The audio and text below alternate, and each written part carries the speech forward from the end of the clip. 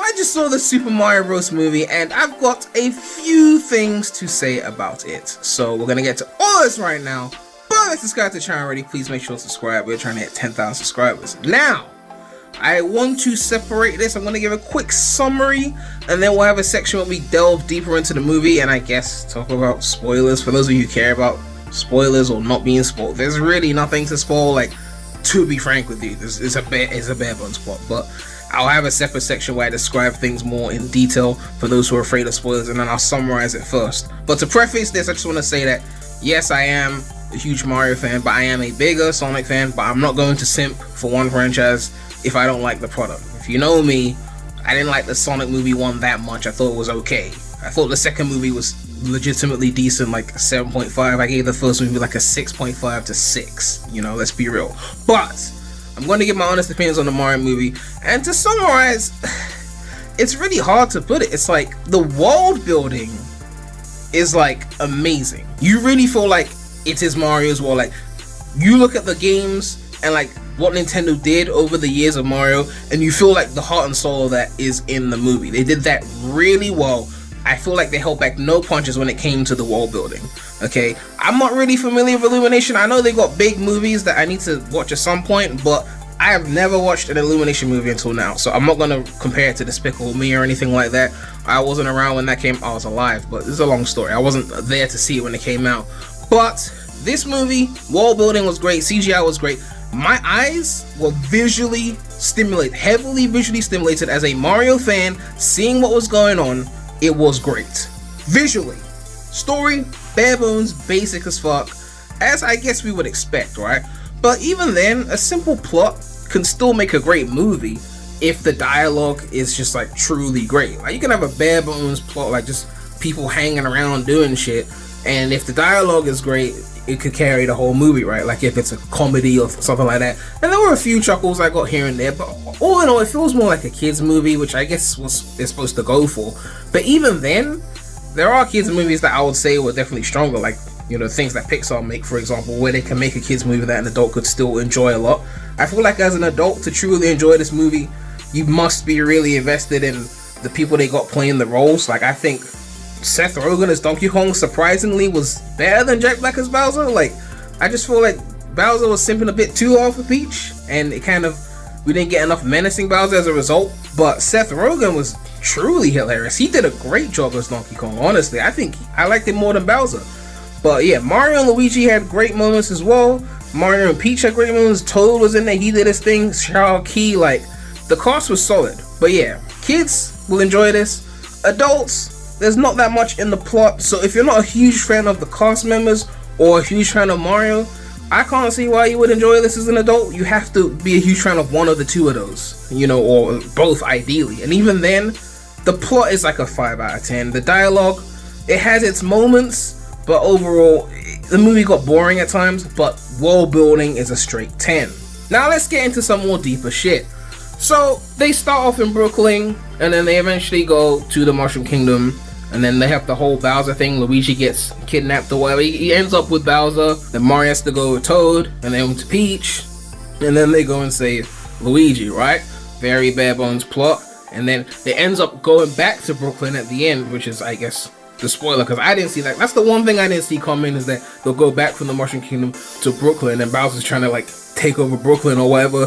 And yeah, Bowser's trying to marry Peach. Peach isn't having it, or she pretends to have it at one point just so she can save her friends, and then she fakes him out with a fire flower. No, it was an ice flower. But there were moments. Mario and Luigi had their little moment at the beginning in Brooklyn, and I would argue the Brooklyn stuff, from a story perspective, was more interesting than the stuff that happened in the Mushroom Kingdom. From like dialogue wise, like Mario and Luigi had the most time together in Brooklyn. Once they got to the Mushroom Kingdom, they were separated. So it's like Mario and Peach and Toad, and then Donkey Kong eventually, and Cranky Kong, and there was a little bit of Diddy Kong as well. So you don't really get that Mario and Luigi dynamic until like the end of the movie. After you see them at the beginning, which there was that Mario rap where I feel like they must have got Charles Martinet for a few scenes on there. Like, I feel like there were certain things that Chris Pratt said where I was like, was that him or was that Charles? Or maybe Chris Pratt just improved his voice, because he wasn't really as bad as I thought it was going to be, surprisingly.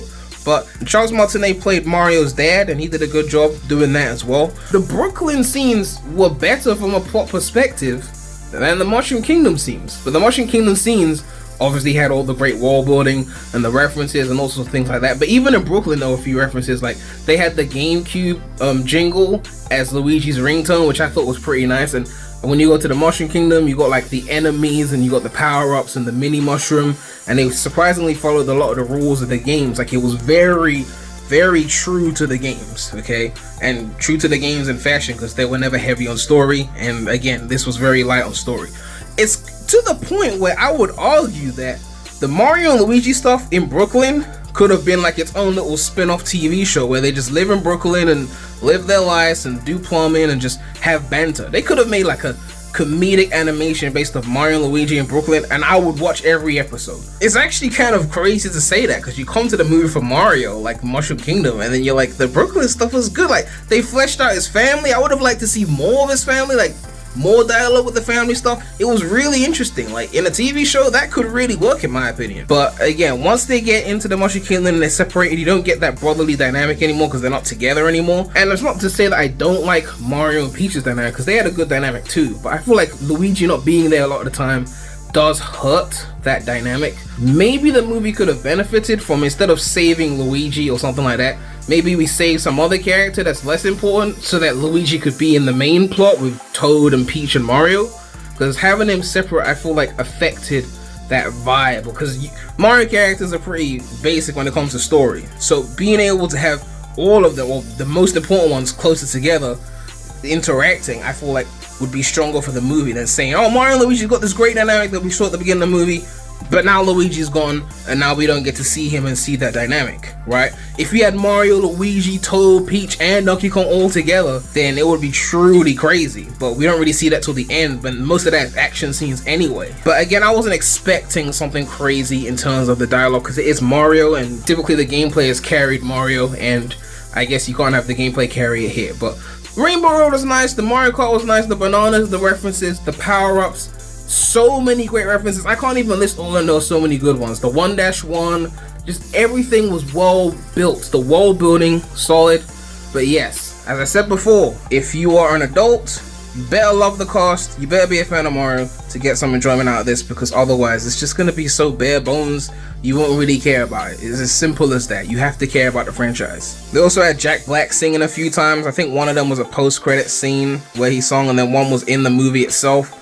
He did have a few songs. I'm guessing Jack Black pushed for that, but it was fine. But again, Bowser was simping a lot. Donkey Kong was, in my opinion, more entertaining. And as for the second post-credit scene, it's just a little tease of like Yoshi and whatnot. So I'm guessing they're setting up the second movie where Yoshi will actually play a prominent role. But yeah, I think that's pretty much all I have to say, honestly. Like, world building is a 10. Plot is basic. Dialogue has its moments, but overall the movie is not strong on dialogue. It's not too long of a movie anyway. It's only like an hour 20 or something like that, so it's not the end of the world. But don't go into this expecting something truly amazing. As compared to the Sonic movies world building was nowhere near as good as the Mario movie, especially movie 1, which they really were light on the references. They had references, but the world building wasn't as strong. Like Nintendo, they had the music, they integrated the music into things, the enemies, everything was so on point with the world building. In the Sonic movie, first one, they were just like little signposts and references and stuff like that. The second movie, they amped up the world building a bit more, but I'd still say Mario did that better. But in terms of plot, I'd say both Sonic movies were better than the Mario movie. But again, the first movie of Sonic wasn't that great. So it's like comparing 6s to 6.5s around the same kind of area, okay?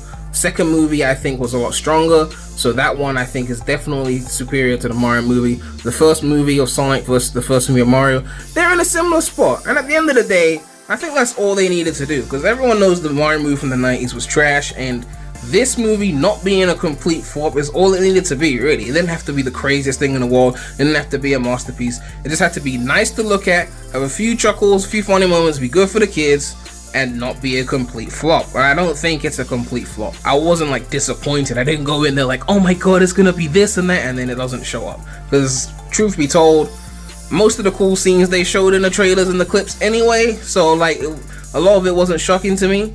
I knew what to expect based on that, and it delivered exactly what I thought I was gonna see based on the trailers. But yeah, let me know what you guys think about the Mario movie. Where would you rank it in terms of video game movies, and what would you rank it out of 10? And of course, make sure to like, comment, subscribe, hit that bell. More content coming soon to the channel.